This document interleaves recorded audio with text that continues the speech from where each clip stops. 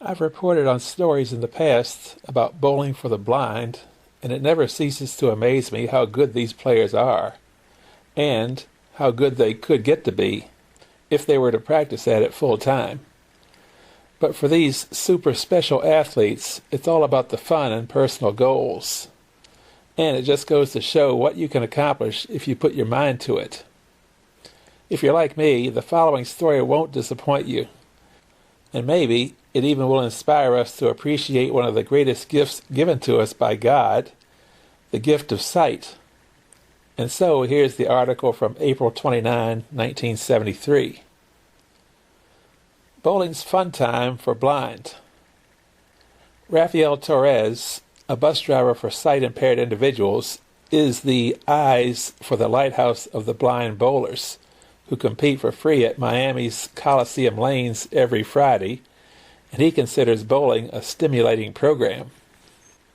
I have been working with these people 7 years, and I can tell you that this bowling is beautiful and wonderful to these people. It is out of the world for them because it is a part of the world. It is something they can do like everyone else. They seldom get discouraged, Torres said, with pride in his Spanish eyes. And they try so hard to do their very best. They love bowling so much that I think these Fridays are the greatest days in the week for all of them. Torres is more than just the driver of the bus that takes the blind bowlers to Coliseum Lanes for a brunch and the bowling, which is donated by Fairlanes Incorporated. He tells them where to aim on spare shots, tells them their scores, and bowls right along with them.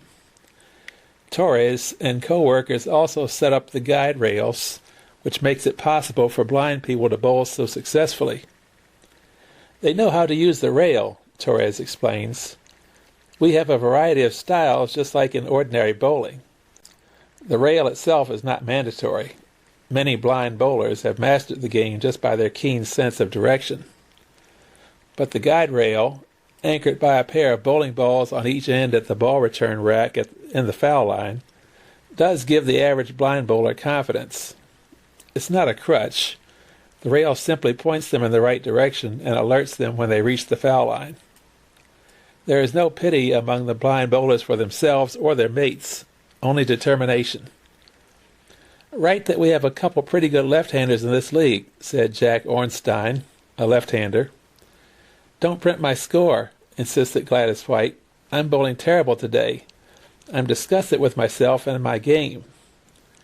Right that I can average about 119 and have a high game of 187, said Jack Albaugh. And so it went. The proud men and women couldn't remember how long they had been blind, but they could remember their bowling scores. The reason for this, said Torres, is that they are proud of their bowling. They love this, not for the sport alone, but for what it represents to them. It is the highlight of our week, said Abe Greenstein. Even my dog Perry gets excited when Friday comes around, and we come bowling, said Ada Lunsford, as she reached behind the chair to pat my sweetheart. The weekly bowling sessions draw from 11 to 16 and include 3 games of competition. They're not interested in beating each other, only the challenge. It's like everything else, said Mrs. Lunsford, a widow who lives with her son. I have been blind for so long, but I still keep house, cook and sew, and clean just like always. But this bowling, oh goodness, I don't do too good, but I have a ball trying.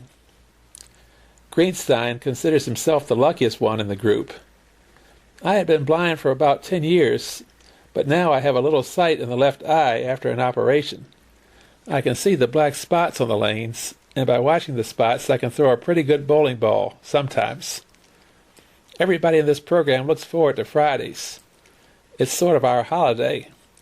We get together and tell jokes and exchange gossip over breakfast here at Coliseum Lanes. And then we come out here and start bowling. And one day I had a 170 game by throwing right down the middle.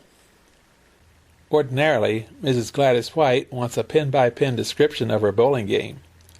She wants to know exactly what pins are still standing up so she can line herself up properly for the next shot.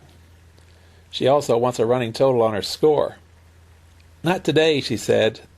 This is going to bring my 102 average down, and that makes me disgusted. I don't know what I'm doing wrong. Lou Mandrangona, manager of the Coliseum Lanes and a former national bowling champion, doesn't think any of the group does anything wrong. Anyone who walks in here and watches them always comes away amazed and full of admiration, he said. If you ever get down in the dumps with your bowling, you just have to watch them a few moments and you stop feeling sorry for yourself.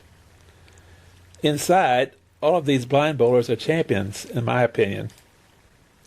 Albaugh once worked in a Fairlanes bowling center in Baltimore and knows what Mandragona means.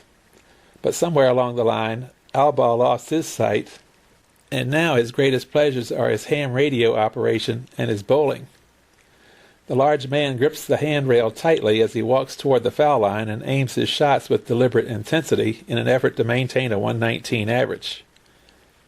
I never thought when I worked in a bowling lane long ago and could see that I would say this, said Albaugh.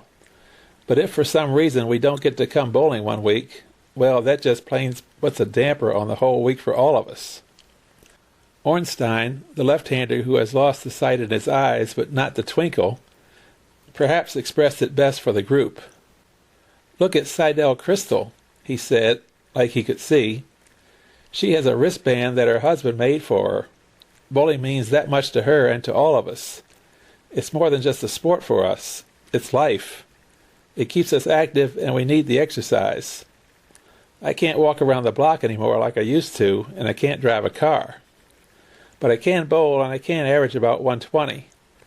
This bowling then to us, the blind, is 3 games of pure happiness.